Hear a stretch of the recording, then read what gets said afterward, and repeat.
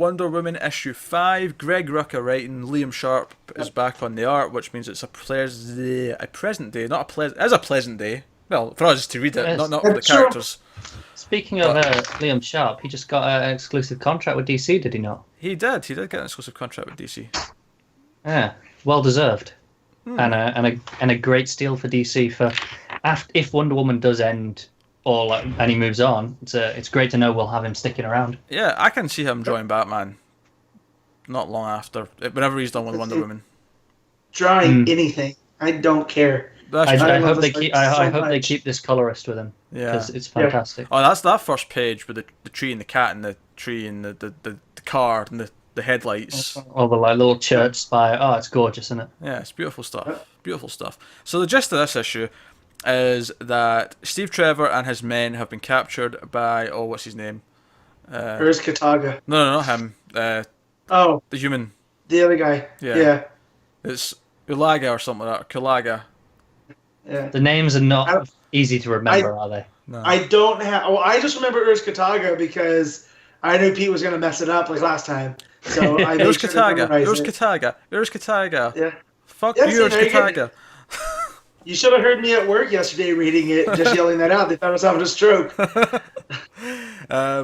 yeah, so the priest to Urs Kataga, which I don't have the issue in front of me to look at. But he's got the men, and he basically decides after interrogating Steve for a little bit about Wonder Woman and try to figure out who he is and if he's special or whatever, that his men are going to be sacrificed and that Steve will act as a vessel for his transformation or his whatever, satanic ritual mumbo jumbo. Urs Kataga being the god of choice here. Meanwhile, Wonder Woman and Cheetah are still on the run from those monsters, but they get past them and they come to the same place because the issue essentially ends with Wonder Woman coming in and seeing the men in the cage and realizing that Steve must be around while the whole ritual's going on and the guy's like painting the blue lines on Steve's chest. Yeah. I love when she shows up and she's familiar with his crew. Yeah. Where they're so happy to see her and she's genuinely happy to see them too. It's the best moment of the issue. And do you know what I think is the great part about this? Is that this will probably all be built quite nicely in the year one arc as she maybe meets some of them. I'd expect her to towards the end of that arc, yeah. Well, I mean, there's that whole picture of her mugshot where she's smiling that Steve carries that we're bound to see how she ended up in that. Yeah. So I also like the stuff with Cheetah and her whole being defined by this god because she, this was like a punishment and Diana's taking it. It's like, well, no, don't forget who you were, and brings up Barbara and Minerva and how they were friends before she became Cheetah. And I just like the fact that we're getting a Wonder Woman that for years we had just focused on her as the warrior. And here we're getting her as the diplomat again, which is no surprise out of Rucka. Yeah, that was not even just a diplomat. Just like going back to that scene where she shows up and the men are all happy to see her, just to see her and as a friend. As a friend, as someone who they're happy to see. And that's what I mean by diplomat is that she's not running in sword and shield first, like we've seen in the last couple of years. Is she's willing to talk and bring out these emotions and be just a shoulder of stability for these people. Also, it's worth pointing as well because when she's talking to Cheetah, she mentions I think it's Cheetah may actually be the one that says it because she's sort of recapping the history of Wonder Woman and Themyscira, and she says, okay, when an Amazon leaves Themyscira, they're not meant to get back unless the gods will it. And you've went back many times. So I'm just wondering if by the end of year one, and the other sort of story, if we get maybe the first instance where she realizes, oh wait, I can go back. I'm not meant to be able to, but I still can.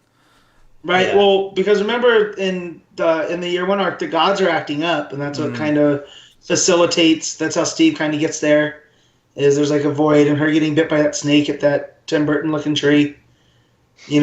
So. I know what you meant. You guys know it. I know what you meant by that phrase, Matt, but I'm just going to pretend that there's a tree that looked like the face of Tim Burton. Well, either way, it still had the crazy tendrils. That might be more terrifying. Yes.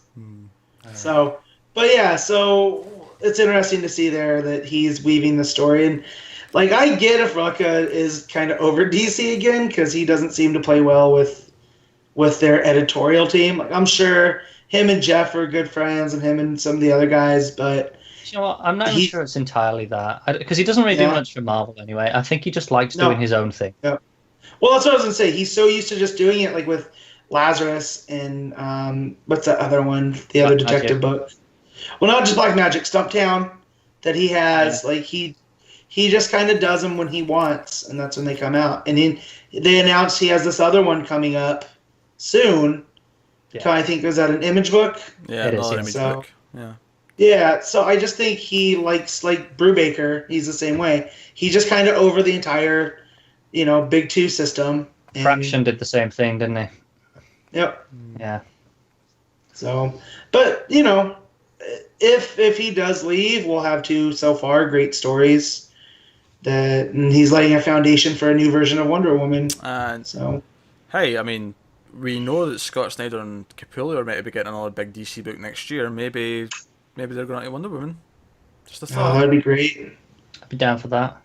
I don't know, just a thought. I mean, obviously it's going to be something big with those two, so just, Yeah. That would make sense. The other stuff that happens in this book is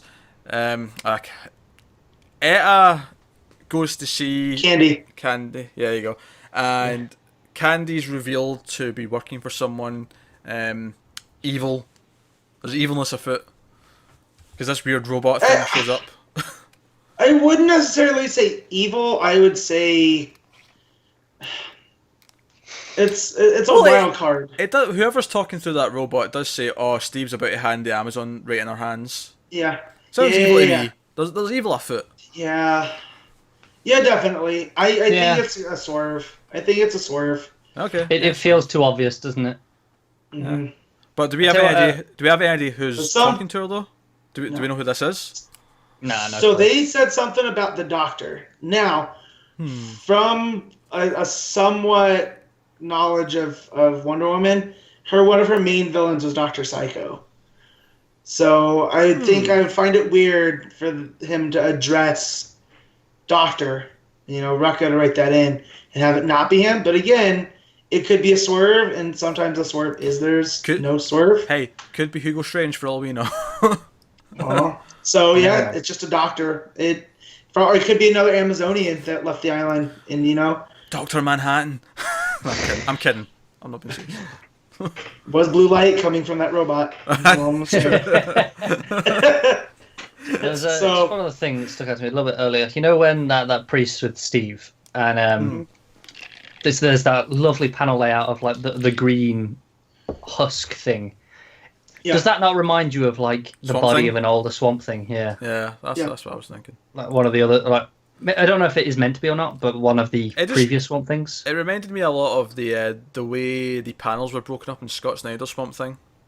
And all. Yeah, Paquette did that, didn't he? Yeah. That's what it reminded me of. Yeah. I don't know. Maybe it's an old agent of the Green. I'd be down to see the Green tied into it because this is all this foresty jungle just kind of popped up, hasn't it? And and Urskatag is a god. We don't know a god of what exactly, just power and.